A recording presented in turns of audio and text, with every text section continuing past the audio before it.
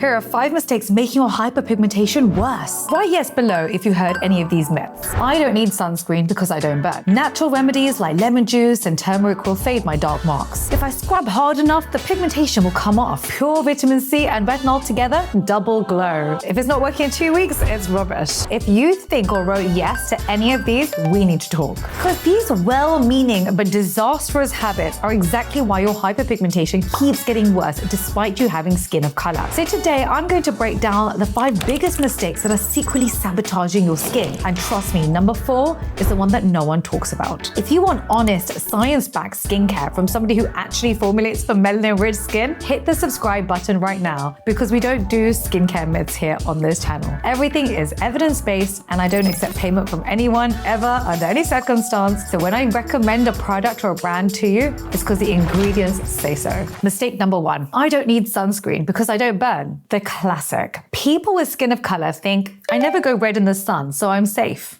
No, you're not. Think of it like this. A lighter skin type gets sunburn, while deeper skin tones get sun stain. You might not see redness, but those UV rays are quietly telling your melanocytes, hey, start producing melanin like you're working overtime. And guess what? Those melanocytes listen. Even indoor light from your laptop or window keep them in pigment production mode. So just a quick stroll by the window moment is adding to your hyperpigmentation tab. And trust me, that bill comes due in your 30s. So how do you fix it? We need a mineral SPF 50 every single day, even when you're indoors. Here's the thing, majority of sunscreens are chemical sunscreens, about 99% of the market. About 1% of the market are mineral sunscreens. The difference is mineral sunscreens are essentially zinc oxide or titanium dioxide. Now, why I love zinc oxide is because it's anti-inflammatory, so it calms the skin down. That's really important if you have skin of color and are prone to hyperpigmentation. It also doesn't enter the bloodstream, unlike chemical sunscreens. It's the reason we tell a pregnant woman to use a mineral sunscreen over a chemical sunscreen. In addition, I did actually formulate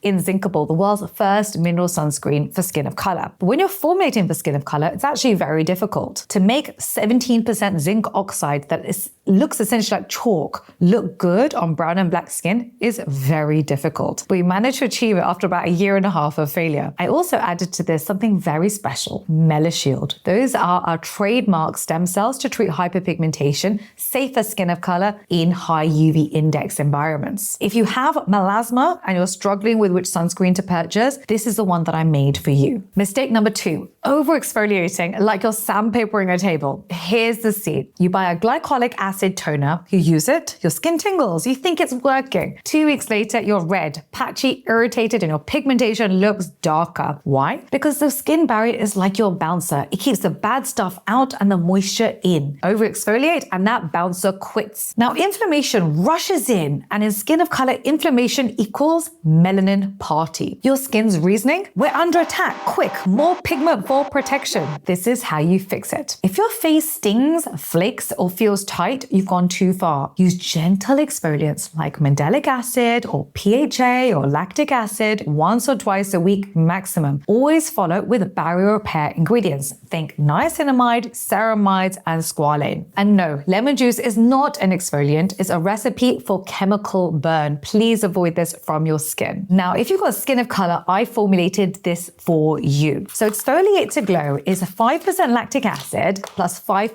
mandelic acid plus 7% glycerin. And if you have a look at it, it comes out so beautifully like a gel. What this does is it removes all the dead, dull skin cells, and immediately your skin will look like it's glowing. You do this once a week, and especially as you're aging and your skin looks duller and drier, do this once a week and your skin will look smoother, more beautiful. Even makeup applies easier. So even if you have a night out or you have a big event coming, use Exfoliate to Glow the night before and your makeup will sit beautifully on the skin. The thing with exfoliation is it's only one part of the equation if you have hyperpigmentation. Think about it. You're just removing that top layer of dead skin cells, but if you haven't calmed down the melanocytes, the cell producing the pigment melanin, you've got future melanin coming. So what we need to do is use a category of ingredient called tyrosinase inhibitors. Those basically calm down the melanocyte and help to bring them back to normal. Tyrosinase inhibitors that I love for skin of color include alpha-arbutin, green tea extract, ferulic acid, phytic acid, octadecanoic acid, electronic semic acid, vitamin A, vitamin C. So there are lots of beautiful natural tyrosinase inhibitors. What I always say is start cheap. So don't start with my products. Start with the ordinary 2% alpha-arbutin. Then maybe layer in a niacinamide. If you're not seeing results, then it's because it's likely you've got stubborn pigmentation that tends to happen in skin of color, and you actually need a cocktail of 10 tyrosinase inhibitors. So this is the facial hyperpigmentation kit. It is your 10 tyrosinase inhibitors. It didn't exist, and so I made it for you. This is the upgrade if the drugstore single active or double active products are not working. Mistake number 3, mixing actives by yourself like you're doing a chemistry experiment. I've seen patients come in using vitamin C, retinol, glycolic acid, niacinamide all in one routine, layered them one by one, thinking more actives equals faster result. Wrong.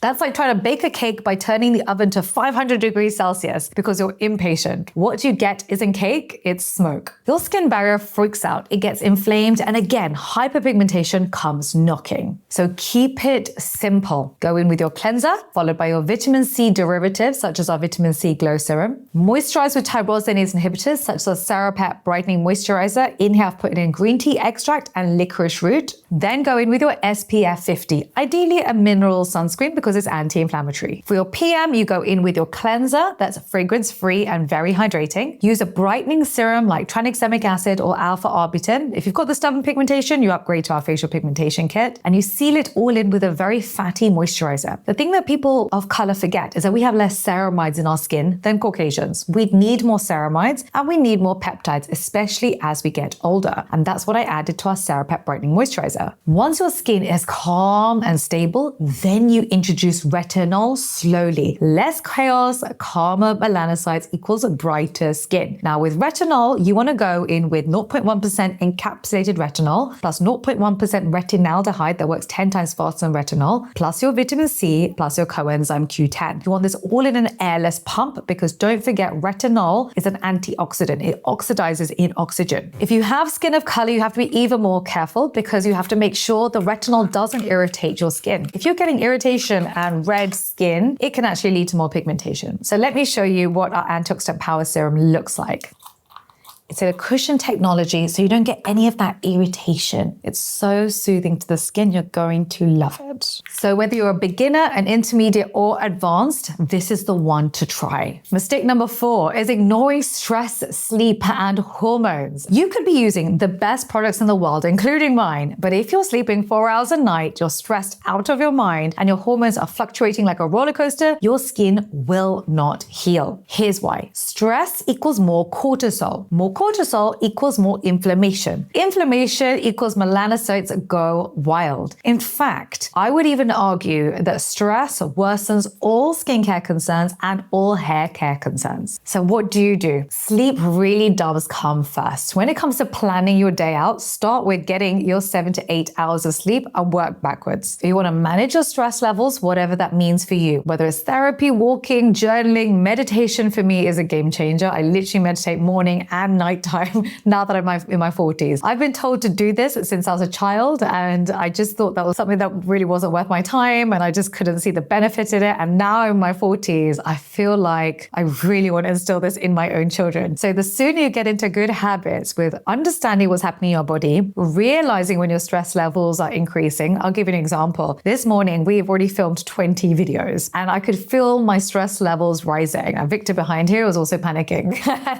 You could feel your stress levels increasing, and you just know is either you need to stop, go close your eyes, meditate, breathe out for long periods of time, and then you come back a new person. And if you don't do that, which is what I used to do in the past, and you just layer the stress one thing on top of the other, you burn out and you don't get any prizes for it either. No one really is going to pat you on the back and say, well done for burning out. So don't do it and get out of that bad habit that I was in, and I'm sure a lot of you guys are in too, because it's not doing yourself any good. Not on the inside, not on the outside, not for your hair, skin, nails, or joints. Mistake number 5 is one that I see so often. I promise you've made this mistake too. Is hopping onto every trend. We have all done it. Try something for 10 days, don't see results, move on to the next viral serum. But here's the truth. Hyperpigmentation takes 3 to 6 months of consistent use to show change in skin of color. You can't fade 5 years of damage in 2 weeks. It's like expecting abs after one Pilates class. So you need to pick a solid routine and stick with it for really 6 months minimum. If you've had pigmentation for decades, you're not going to get rid of it within a few months even. Minimum is going to be 6 months, but I even tell people 9 months if you've had it for years. What I would say is take your before and after photos in natural light. It's the only way to start to see improvement. Often we forget what our skin actually looked like a month ago, 2 months ago, and photos really help us. I am in the comment section for 1 hour at the launch of every YouTube video. So when you subscribe, hit that notification bell so you know you can come and ask me your skincare questions. You can also follow me on Instagram and TikTok. I've also created a free ebook for you. The link is down below in the description box. Please do take advantage, take the information. It's taken me ages to put it together for you. So please do learn from it. And if you have any other questions, come and ask me. Love, Dr. V.